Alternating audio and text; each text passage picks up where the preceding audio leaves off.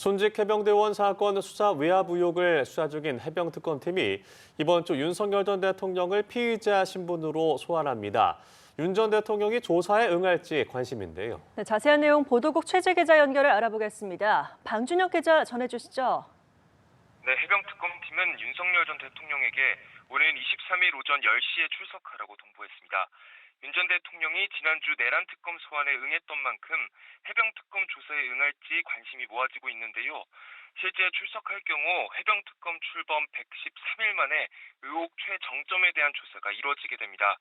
윤 전 대통령은 이른바 VIP 경로설이 불거진 대통령실 회의에서 해병대 수사단의 초동 조사 결과를 보고받은 뒤 상급자 처벌 문제를 거론하며 크게 화를 낸 걸로 특검은 확인했습니다. 이후 이종섭 전 국방부 장관 등에게 전화를 걸어 질책했고 이 전 장관은 통화 직후 사건 이첩을 보류하라고 지시했습니다.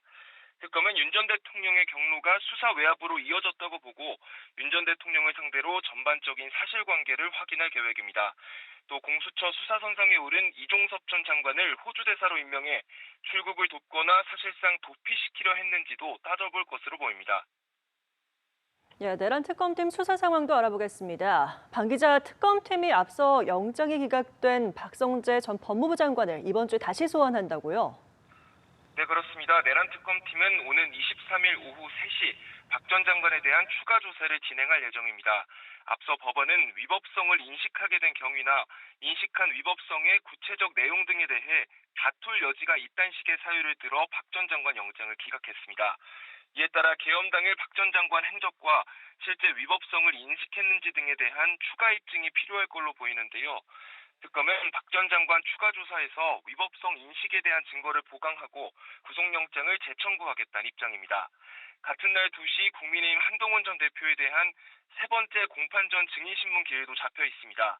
특검은 한 전 대표를 상대로 국회 계엄 해제안 표결 전후 상황을 따져봐야 한다는 입장인데요.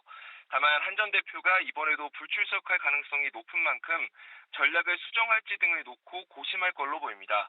지금까지 보도국에서 전해드렸습니다.